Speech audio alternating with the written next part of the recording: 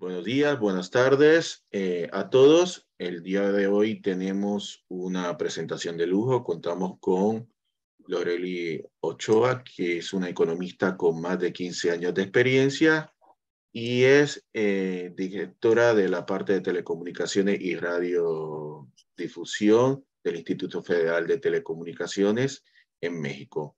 Bienvenida, Lorely, y muchísimas gracias por acceder a dar esta presentación.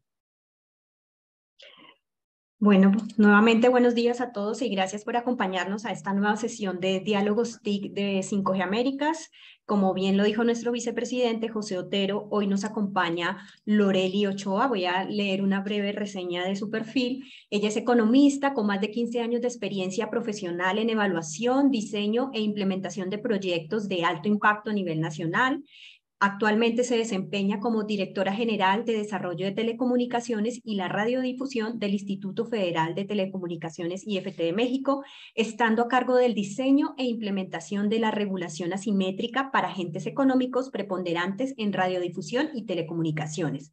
Lorely también en el IFT ha ocupado cargos como el de directora de cuantificación de derechos y obligaciones, estando principalmente a cargo de proyectos de regulación asimétrica en el sector de telecomunicaciones. Previamente también se desempeñó como asesora de comisionado en la extinta Comisión Federal de Telecomunicaciones, también fue secretaria técnica de la Coordinación de Asesores del Comisionado Presidente y directora de competitividad en Presidencia de la República. Asimismo, se desempeñó también como consultora interna de planeación estratégica en el Tecnológico de Monterrey. Cuenta con una licenciatura en Economía por el Tecnológico de Monterrey, Campus Monterrey, así como también con una maestría en Economía por la Universidad de Warwick del Reino Unido.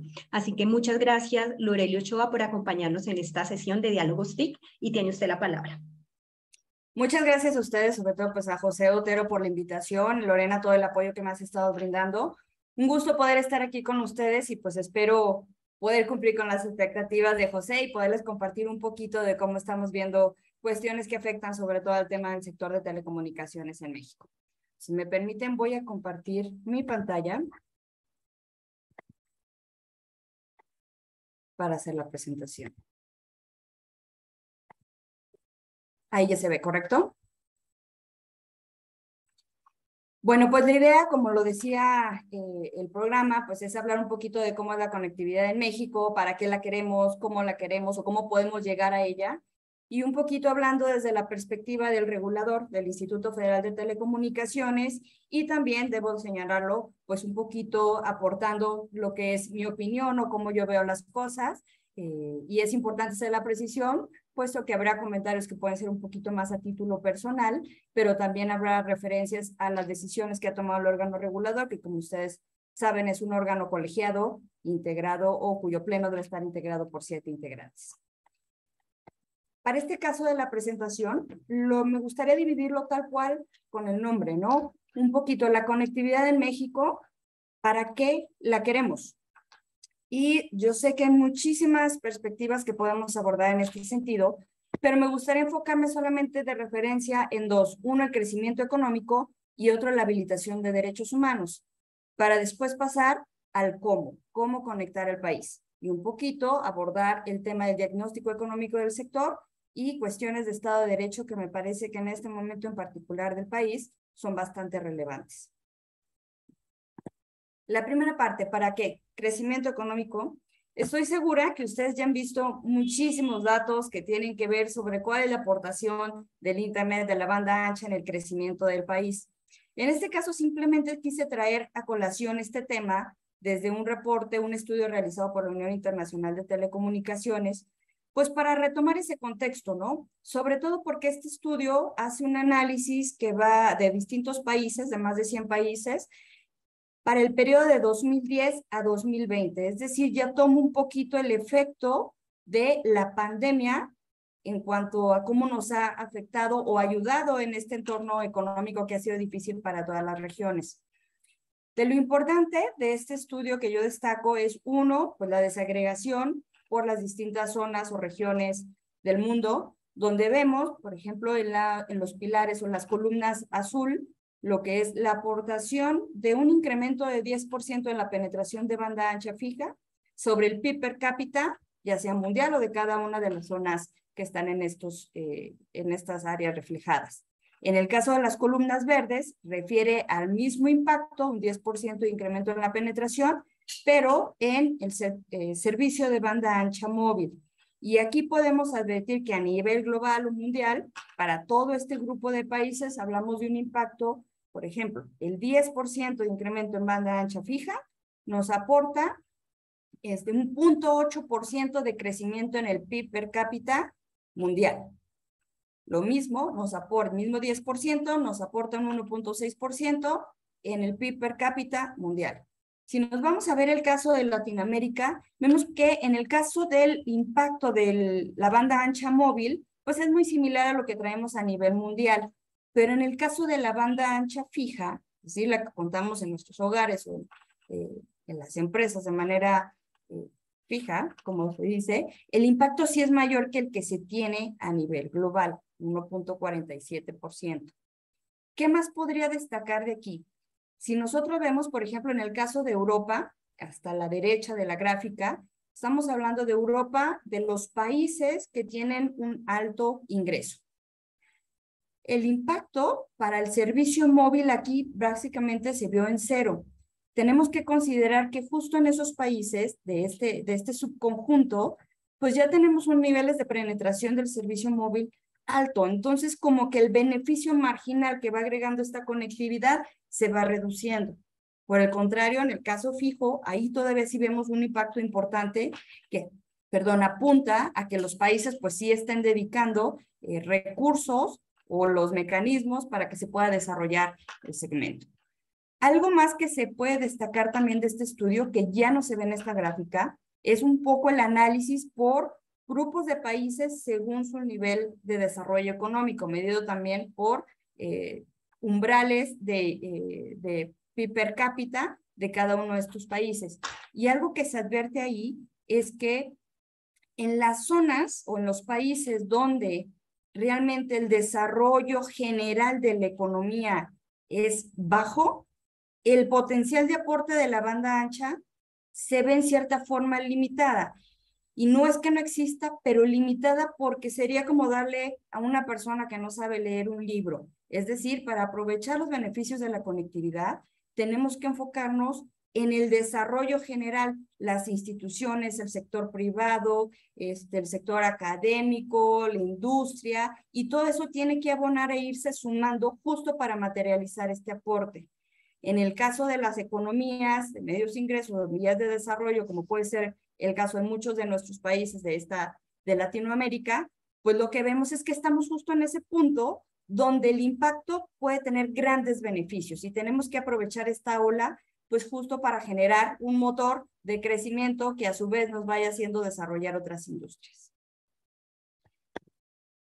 Ahora, el siguiente punto, ¿para qué queremos conectividad? Bueno, consideremos el caso de México muy en particular.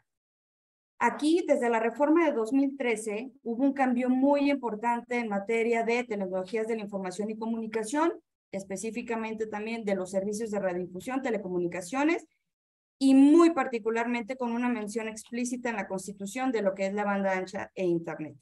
Este cambio constituyó que ya no es simplemente un servicio que es bueno que la población tenga, sino que se elevó a un rango constitucional de derecho humano. ¿Y esto qué implica?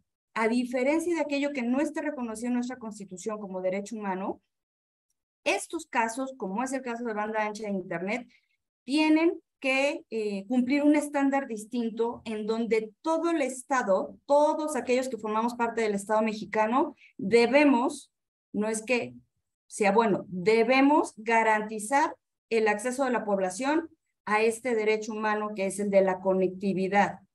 Y esto es importante porque lo coloca en otra escala.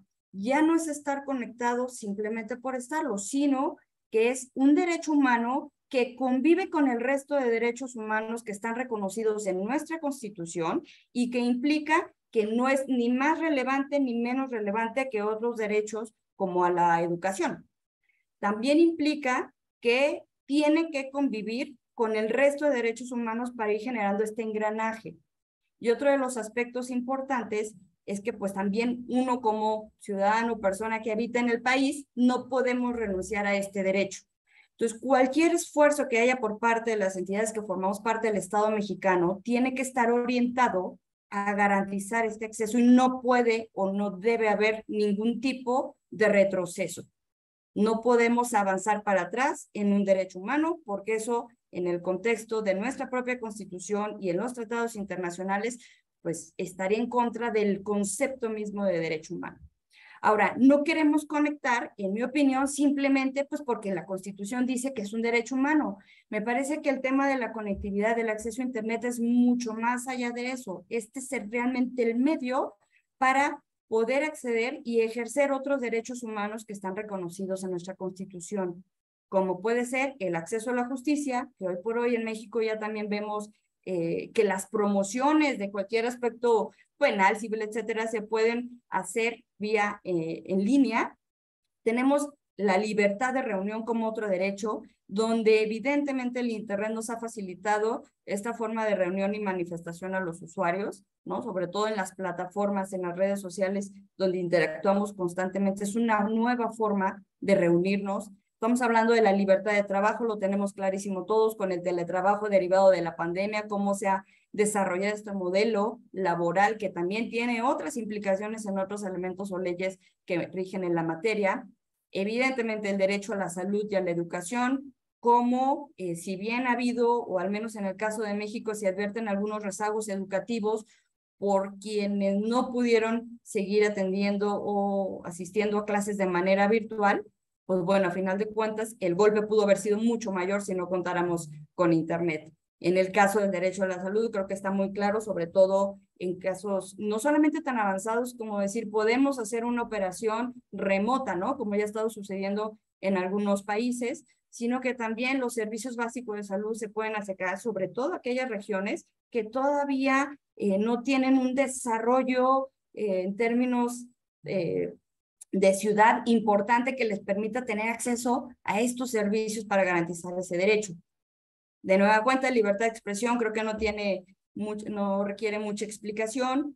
El derecho a un ambiente sano, como a través del Internet ahora y de todas las redes de telecomunicaciones se están desarrollando nuevas tecnologías que permiten advertir de muchas catástrofes o de prevenir estas catástrofes a nivel ambiental y que, pues bueno, vemos que cada vez se están presentando más recurrentemente debido al cambio climático.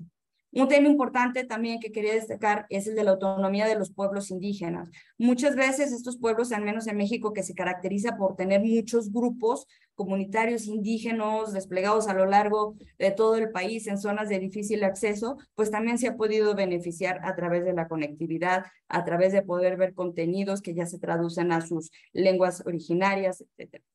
Y un tema, por ejemplo, derecho a vivienda. Y aquí lo utilizo como referencia para señalar si el derecho humano de la conectividad realmente nos va a implicar o nos está implicando un cambio de paradigma respecto al resto de derechos humanos que están previstos en nuestra Constitución. A lo mejor si estamos hablando de conectividad, podemos pensar en el derecho a la vivienda o en una vivienda que está conectada, ¿no? Una vivienda donde todos los aparatos ya todo funciona, podemos saber cuando necesitamos hacer súper, cuestiones de seguridad, etcétera, una Smart City. Pero a mí me gustaría dejar esta lámina, con esta última reflexión. En nuestra Constitución se reconoce el derecho a la vivienda, pero hay una cualidad en particular, que es derecho a la vivienda digna. Entonces, ¿qué significa esto? Si en algún momento, o por varias décadas, hemos estado hablando de que una vivienda digna, hoy a lo mejor es aquella donde ya no hay una estufa de leña, donde está pisos, donde hay sistema de agua y drenaje, donde hay electricidad, ¿en qué momento en nuestro país la vivienda digna va a ser aquella que cuente con conectividad? Ahora, en esta parte, vamos a pasar ya a los cómo, y me parece que no es tanto que les vaya a dar como una respuesta específica de cómo considero que se tiene o se puede lograr la conectividad, sino que primero me gustaría poner las preguntas que para mí me parecen importantes, sobre todo en esta coyuntura que traemos, no solo en México, sino en la región. el cómo.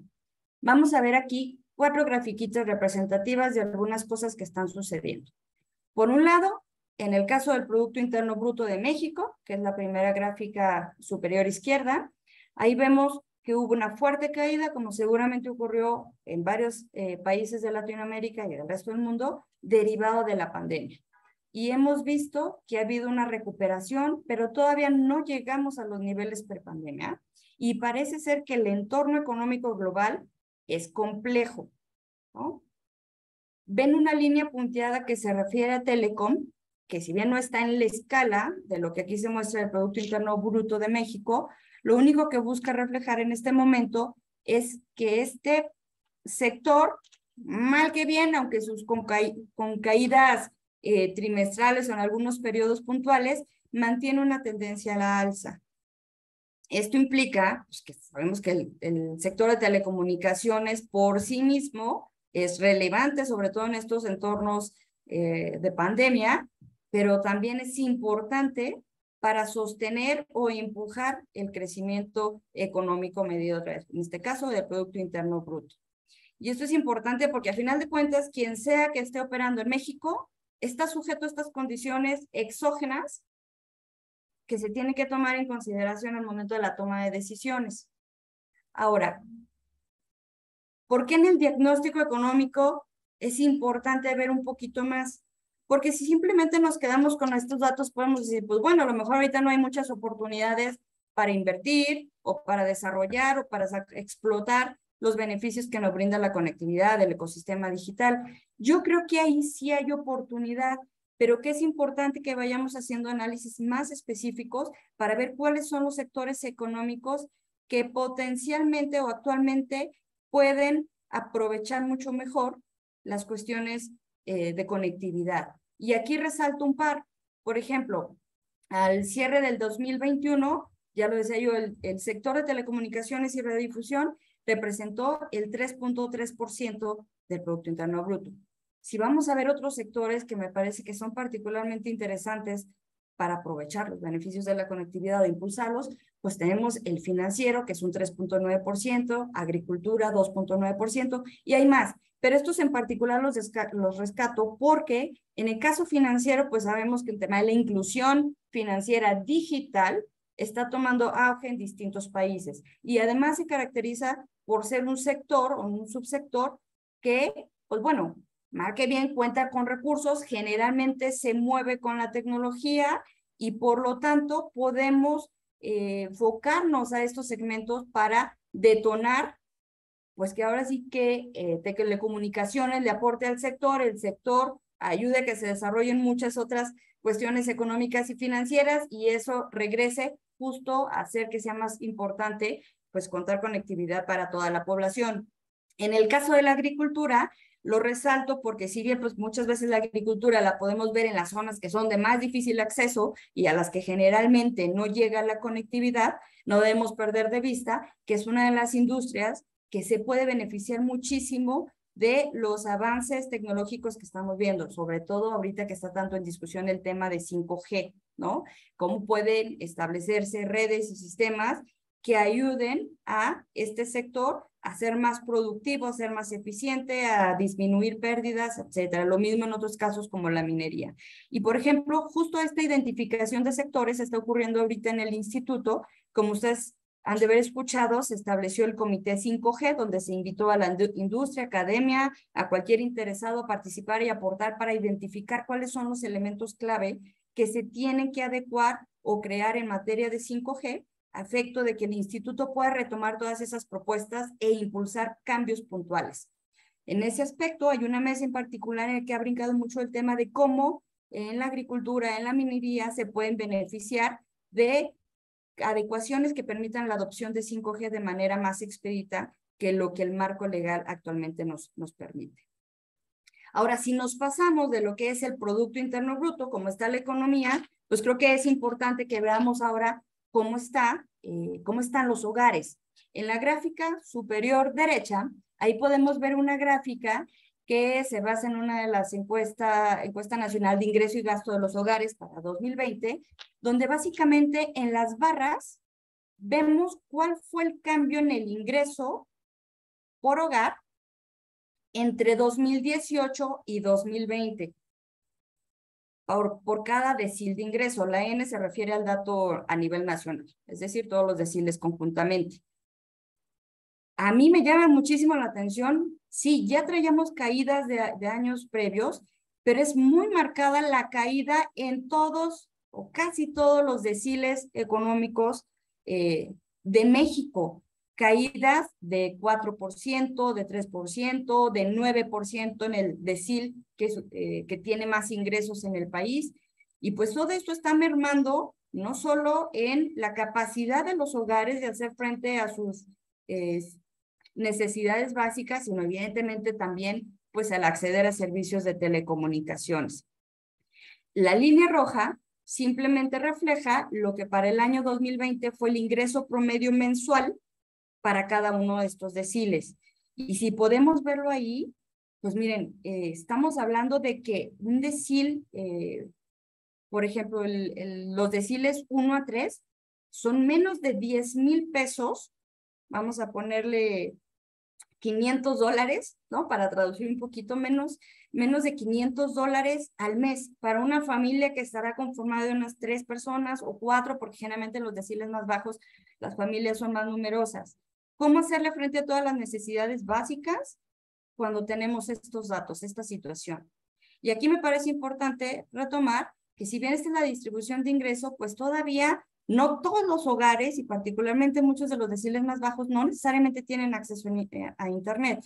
En el caso, con la última encuesta de disponibilidad y uso de tecnologías de la información en los hogares, pues tenemos que el 60.6% de los hogares tienen acceso a Internet.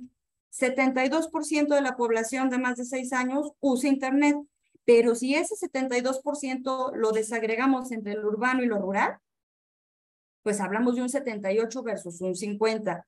Y esto es importante porque si queremos llevar servicios, es decir, la oferta de conectividad a zonas rurales, hay un factor adicional que tenemos que considerar, suponiendo que contemos con todos los mecanismos para llevar y desplegar las redes ahí. Si la línea que tenemos del ingreso mensual la abrimos y la distribuimos entre cuál es el ingreso en zonas rurales versus zonas urbanas, vamos a tener que en promedio el ingreso en zonas urbanas es 65% superior que el de las zonas rurales. Eso quiere decir que en un decil bajo, donde el ingreso no llega ni a los $500 mensuales, pues probablemente estaría como unos 350, $400 si hablamos de los hogares en zonas rurales. Ahora, esto es el contexto del país y a nivel de los hogares, ¿no? Pues nos pueden empujar la conectividad. ¿Qué está pasando que puede afectar fuertemente a los operadores, a las empresas que pueden traer estas inversiones? En la gráfica inferior izquierda vemos una comparación entre el índice de precios al consumidor y el índice de precios de los servicios de comunicaciones, en este caso particularmente de Telecom. Lo que podemos ver es que desde 2013 a la fecha, la inflación va al alza, mientras que en el caso de los servicios de telecomunicaciones sí hemos visto reducciones importantes en los precios. Esta reducción de 27 puntos entre mayo 2013 y mayo 2022, pues también se abre. Ha tenido mayores disminuciones lo que es el servicio móvil que el servicio fijo. Pero en el agregado, si estamos hablando de una disminución bastante importante, o sea, son 70 puntos de diferencia entre los niveles de precios de la economía general y los de los servicios de telecomunicaciones. Qué interesante sería decir, pues bueno, entonces, si la demanda ya es responsiva a los precios, seguramente esto ayuda a que haya una mayor penetración del servicio. Pero no podríamos quedarnos ahí. Finalmente, tenemos que ahorita, en este contexto, estamos teniendo que la canasta básica, lo que es suplir una necesidad esencial de alimentación, ¿no? Está aumentando muy considerablemente. Y eso, evidentemente, resta parte de la capacidad económica que algunos hogares puedan tener para destinar a servicios de telecomunicaciones. Como lo comentaba en aquel evento de la UIT, pues antes está comer que chatear, ¿no? Entonces hay que suplir esas necesidades y esto pone un reto muy importante pues para todos los operadores. Y el último dato que quisiera resaltar es cómo se ha movido la tasa de interés objetivo en México. Nosotros vemos aquí cómo fue al alza durante un periodo, estuvo bajando en los años prepandemia y ahorita se está disparando de una forma muy importante justo porque no se ha podido controlar la inflación en México. Como sabemos, el Banco Central, en este caso Banxico en México, pues tiene el objetivo primordial de controlar la inflación. Entonces está subiendo esta tasa de interés, tratando de contener esta presión en los precios, pero evidentemente eso es algo que le juega en contra al sector de telecomunicaciones, porque nos empuja el costo de capital de una forma muy importante. Entonces, en un escenario donde la población tiene menos recursos para destinarlos a servicios de telecomunicaciones, la economía en algunos sectores no está avanzando como, bueno, de los sectores que se pueden beneficiar de Telecom no está avanzando como quisiéramos, y con este contexto de altas tasas de interés, la presión para desplegar redes es muy alta. ¿Cómo esperaríamos llegar al otro 40% de hogares que todavía no tienen internet? Si para las empresas ahorita obtener un retorno a la inversión implica un reto mayúsculo, simplemente por las cuestiones financieras, las cuestiones exógenas que no tienen, pues sobre las cuales los tomadores de decisiones no tienen una injerencia específica. Pero bueno, también no debemos de olvidar que en el caso de cuando la inversión privada se ve afectada o disminuye, generalmente vemos que es el gobierno el que entra a poner un poco de inversión, pues para sostener un sector en particular. En este caso destacaría la parte de la participación del gobierno de México en lo que es la red compartida, Altán, ¿no? Que ya es el accionista mayoritario, y también lo que recientemente seguramente habrán visto en algunas notas que tiene que ver con CFE, Telecomunicaciones e Internet para Todos, que si bien es un concesionario público, es decir, no su objetivo, conforme a nuestro marco regulatorio, no es generar utilidades, pues además tiene una restricción de que no puede, según su título de concesión, estar prestando servicios donde ya exista competencia, justo para no generar o no desvirtuar el entorno de competencia en el sector. Lo que sí puede es llevar servicios a zonas que hoy por hoy no estén atendidas. Y yo creo que esto, en la medida en la que se implemente adecuadamente, es algo importante y beneficioso para México, porque justo podría ayudar a llegar con planes más accesibles y a zonas que hoy por hoy no se encuentran atendidas por el segmento gubernamental, perdón, por el segmento privado. Y por último, para ya no extender más y respetar los tiempos, un tema para mí sumamente importante el día de hoy, el Estado de Derecho. ¿Y qué implica el Estado de Derecho? Al menos en mi concepción, no soy abogada, pero bueno, simplemente lo podemos retomar como el poder convivir con las normas que hoy por hoy rigen nuestro actuar en cualquier ámbito. Que lo que esté definido se respete, se cumpla, y eso nos obliga a todos a convivir en ese entorno de certeza que nos brinda el Estado de Derecho. Y llevándolo al caso particular del sector de telecomunicaciones, yo diría que el Estado de Derecho es particularmente importante en un primer lado porque hay que hacer valer lo que actualmente está o rige nuestro Estado de Derecho. Y aquí voy a enfocarme a 3 puntos en particular. Uno, el diseño institucional. La Constitución establece que tiene que haber un órgano constitucional autónomo dedicado al sector de las telecomunicaciones y radiodifusión, que también es autoridad en materia de competencia económica de estos sectores. ¿Por qué es importante hacer valer el Estado de Derecho? Porque hoy por hoy, si bien está previsto que el pleno del instituto debe de estar conformado por 7 personas, al día de hoy opera con 4.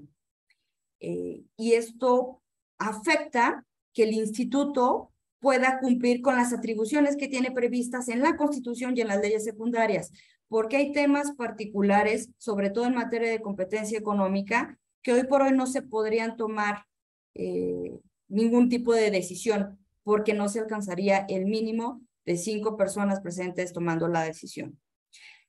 El tema del...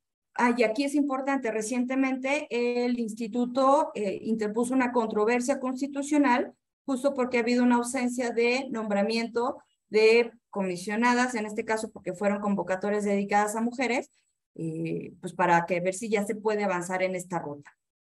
Otro tema, presupuesto. ¿Por qué lo incluyo en el Estado de Derecho? Por la simple razón de que si la conectividad es un derecho humano y todo el Estado debemos participar en hacer que se otorgue este derecho, entonces aquí entra un punto importante que tiene que ver con el legislativo en nuestro país.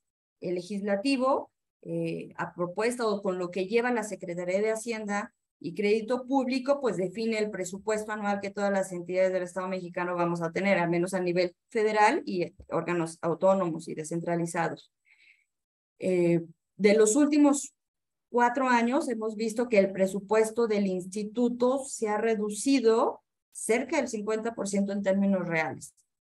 Yo creo que es muy válido en contextos adversos que toda persona, toda institución ponga de su parte para poder generar recursos que permitan atender algunas necesidades apremiantes. Pero también creo que es importante que se garantice que una institución de este calado como el instituto cuente con el presupuesto necesario para poder cumplir con su función regulatoria y de competencia económica, sobre todo considerando que ya vemos que tiene el desarrollo eficiente de este sector, tiene aportes importantes a la economía, y esto es un círculo virtuoso, y que además, pues bueno, también el actuar de un regulador sólido implica que se respeten y se generen también ingresos a las arcas públicas. Entonces es importante no perder de vista que el regulador está pues justo para servir a la población y necesita recursos para poder hacerlo. El último punto que quisiera destacar aquí en hacer valer lo actual es que pues a final de cuentas si tenemos una institución sólida que tiene los recursos para cumplir con su función, le agregamos certeza a las inversiones, a los inversionistas. Sin embargo, falta un componente aquí. Es importante en el Estado de Derecho que lo que esté previsto en la Constitución, en la ley del sector y en todas y cada una de las disposiciones que emite el regulador, se cumpla.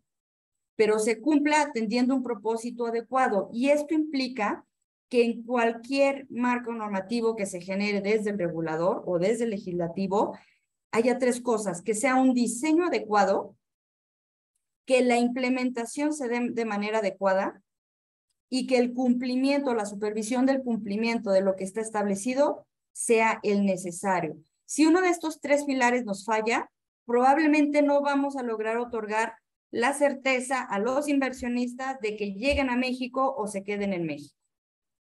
Y el último pilar que quisiera destacar es, ok, podemos tener un Estado de Derecho, podemos tener todo este marco legal que tenemos que respetar, pero vale la pena hacernos las preguntas importantes sobre lo que hay que cambiar o lo que hay que adicionar a este marco que nos asegure el Estado de Derecho. Y aquí disculpen la imagen, pero aquí tengo a la UFC por un tema de atribuciones. Como ya comentaba, el instituto es autoridad en materia de competencia para los sectores de telecomunicaciones y radiodifusión. Por otro lado, tenemos a la Comisión Federal de Competencia Económica, que ve estos temas para el resto de los sectores de la economía. Me parece que un cambio muy importante a impulsar es que haya mayor claridad desde las leyes sobre las atribuciones que le corresponden a cada una de estas 2 autoridades en materia de competencia económica. Y les voy a comentar por qué. Está previsto que para ciertos temas, por ejemplo, algún tipo de autorizar una concentración, cuestiones de competencia económica, pues los agentes económicos o la propia autoridad puede hacer de oficio ciertos análisis o investigaciones. Si la otra autoridad considera que su contraparte está abordando temas de su competencia, puede solicitar atraer el asunto. Y cómo funciona es que Esto, a final de cuentas, quien decide a quién le corresponde resolver algo es un tribunal colegiado de circuito. Entonces, ahí les va lo que ha pasado. En 2015 se notificó una concentración de Nokia y Alcatel. Se notificó al instituto, la COFESE consideró que era más bien de su competencia y solicitó, válgame la redundancia, la competencia, tuvo que resolver el Tribunal Colegiado de Circuito y se la asignó al instituto. 2017, tenemos la concentración AT&T y Time Warner, llega la COFESE, la requiere el instituto y el tribunal les da una parte a cada autoridad. 2019, la concentración Uber Corner Shop, entra a COFESE, la requiere el instituto, el tribunal resuelve que es de la COFESE. 2021, el Instituto Federal de Telecomunicaciones inicia una investigación en materia de servicios de búsqueda en línea, de cómputo en la nube, sistemas operativos y redes sociales. La COFESE considera que el instituto está investigando cuestiones que son de su competencia y requiere que el asunto le sea turnado. El Tribunal Colegiado de Circuito toma su tiempo y resuelve que unos asuntos son de la COFESE y otro asunto es del IFT. Recientemente, o sea, hace días, una persona que fue comisionado de la antigua Comisión Federal de Telecomunicaciones interpuso una denuncia ante la COFESE por posibles prácticas monopólicas relativas en el mercado de las aplicaciones de pago, ¿no? La COFESE le hizo un requerimiento de información a juzgar por lo que ha comunicado esa persona, bastante amplio. La persona se desistió, entonces mejor solicitó presentó esta denuncia ante el Instituto Federal de Telecomunicaciones, quien entonces la admite a trámite y dice, vamos a investigar. Al día siguiente, la Comisión Federal de Competencia Económica inicia su propia investigación. ¿Y esto dónde va a acabar? En tribunales. Y esto es muy importante porque si pensamos en todas las empresas, en los inversionistas, cuando tienen que tomar decisiones que a lo mejor son transfronterizos, operaciones que van a ocurrir en distintos países, pero uno de ellos es México, creo que puede ser bastante costoso para esas empresas y por lo tanto para el desarrollo del sector, que este tipo de discusiones siempre se vayan a tribunales y pasen meses antes de que alguien pueda iniciar el análisis del tema respectivo. De ahí sumémosle el plazo que toma poder tomar una decisión al respecto. Creo que esto es algo que particularmente puede no ser lo más adecuado para invitar a las inversiones a nuestro país. Siguiente tema, insumos. Creo que sí necesitamos adecuaciones a las leyes secundarias para poder garantizar que los insumos que se requieren para que crezca el sector, para que crezca la conectividad, pues se desarrollen en un entorno mucho más favorable. Todos sabemos hoy por hoy, seguramente lo han escuchado distintas ocasiones, el tema del costo del espectro en México.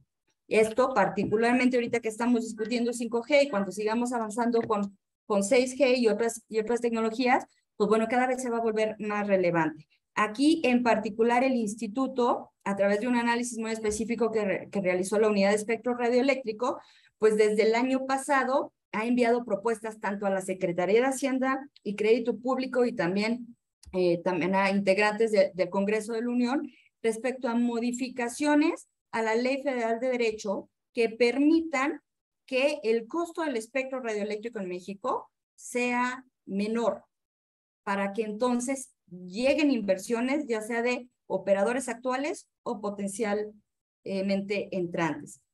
Muy resumidamente, la propuesta que hizo el instituto refiere a disminuir el pago de derechos. En México se paga un guante en la licitación y después se van haciendo pagos anuales durante el tiempo que dura la concesión de espectro.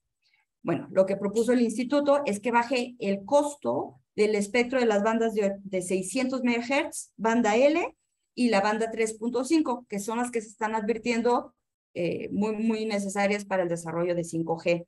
Esto lo propone en el entendido de que como son bandas que todavía no están asignadas, no se podría considerar que sería una pérdida de recursos para las arcas federales.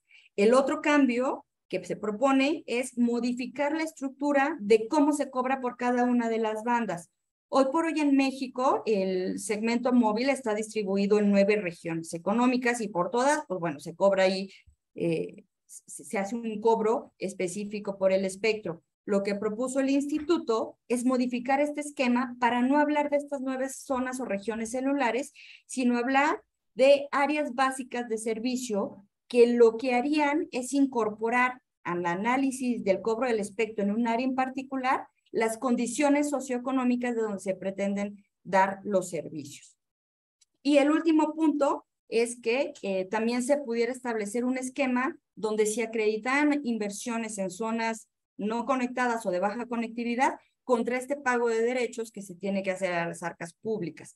Aquí es importante mencionar que en el caso de México se prevé que es el Ejecutivo Federal el que va a desarrollar programas de conectividad de cobertura universal y que el instituto debe contribuir en esos propósitos. Pero la ley es clara en señalar que no es simplemente decir, oye, ¿dónde falta conectar a la gente? Sino que es importante identificar qué incentivos se le van a dar a los operadores, pues para que vayan y desplieguen redes en zonas que no son naturalmente rentables. O sea, aquí sí me parece que es un punto importante en el que se tendría que trabajar, pues para poder avanzar en esta materia. Y muy brevemente, ahora sí, el último punto creo que es la visión digital. Esto me parece que es importante porque implica que no solamente el regulador y el Ejecutivo Federal, sino todo poder en los distintos niveles, federal, estatal, municipal, entendamos y comprendamos qué implica llevar la conectividad y qué beneficios va a traer. Hoy lo que se ha advertido es que cuando vamos pasando del nivel federal de las grandes empresas, de las grandes instituciones, al nivel local, muchas veces no existe una claridad respecto a por qué es importante conectar. No existe claridad sobre qué beneficios, no existe claridad sobre qué necesita poner los gobiernos locales para que toda esta conectividad, para hacer una ciudad digital, pueda prosperar. Y aquí entramos otra vez a un tema de los insumos. Si las ciudades no pueden identificar que también tienen que modificar sus reglas para permitir el despliegue de las redes en una localidad, que tienen que generar un entorno que permita que haya inversión, pues difícilmente el esfuerzo de un solo actor va a poder lograr esta transformación y conectar a más personas. Necesitamos identificar, sí, dónde falta conectividad, pero cuáles son los esquemas que requerimos para poder generarlo. No es lo mismo tratar de llevar conectividad a una población pequeña, pero que cuenta con escuelas, que cuenta con hospital, que cuenta con cuestiones básicas de gobierno y se puede generar una pequeña masa que genere ciertos ingresos, a tratar de llevar conectividad a una región donde ni siquiera hay escuela ni hay hospital. Y con eso cierro, sí que es muy complejo, pero el entorno económico, lo exógeno, ahorita nos pone retos importantes. Sin embargo, sí hay cuestiones que nosotros podemos ir impulsando como regulador y como industria también, para ir sentando las bases que nos permitan no empezar a hacer la tarea cuando las condiciones ajenas estén mucho más favorables. Y con esto sería todo. Muchas gracias.